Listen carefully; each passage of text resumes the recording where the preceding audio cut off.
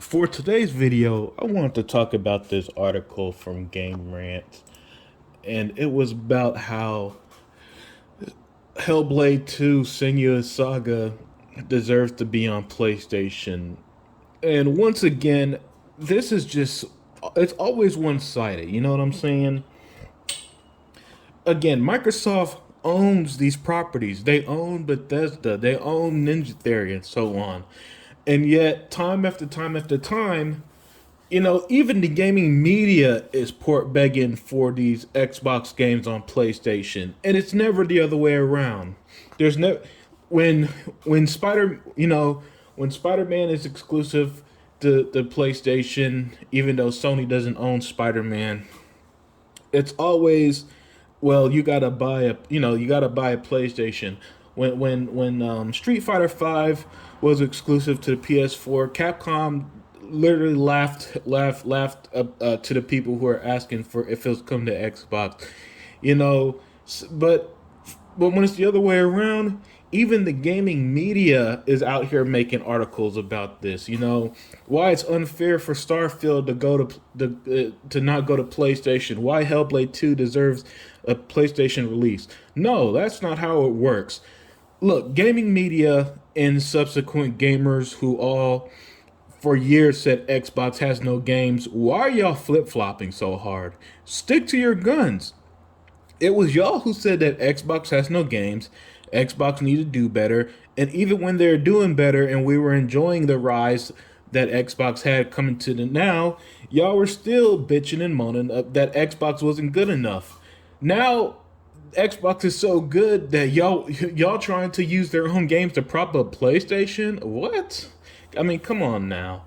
And then the article was ridiculous, man. The writer of the article, this dude must have been hired by a Sony PR agency or something, because they were just using every Sony marketing term out there, how it will work with the DualSense controller and haptic feedback and blah blah blah, adapters, triggers, and it's like, were they hired by an agency? Ed, what the hell was this? This article, by the way, is nonsense and it's very bad.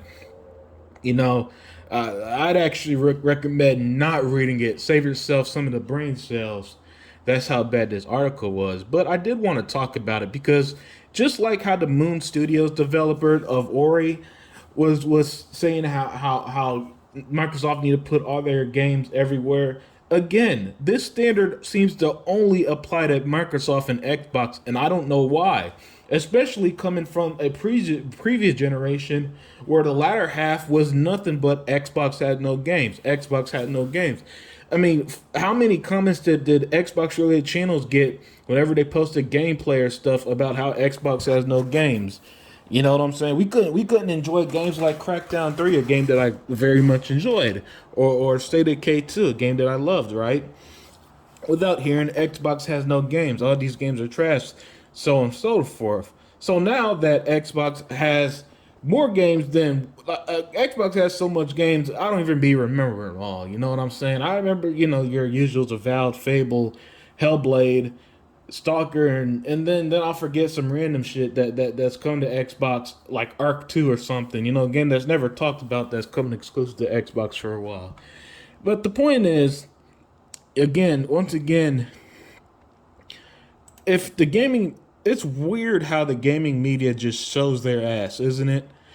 And I really do miss the days when the gaming media had objectivity and it wasn't filled with people who grew up on a brand, and so their mission in life is to just praise that one brand while tearing down the other, whatever the case is. I mean, they'll just straight up reluctantly, it's like they reluctantly support Xbox. I think at this point, the praise of Xbox is just because it's undeniable at this point. But really, deep down, a lot of these gaming media members are just, bitter PlayStation fans who they missed last generation already. We're only a year into the Xbox Series X generation, and they already missed the PS4 generation because it's no more talking shit. When even people have accepted Xbox innovations. They're not pushing against it like they did with the Xbox One.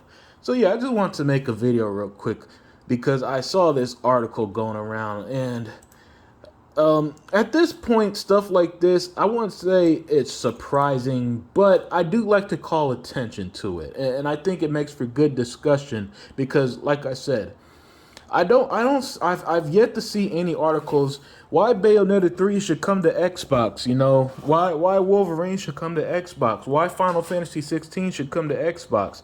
Never see that stuff, but I've seen it with Avowed, I've seen it with especially the Bethesda games. I've seen that. It's so much of them about the Bethesda games, how that's not fair. And now Hellblade 2.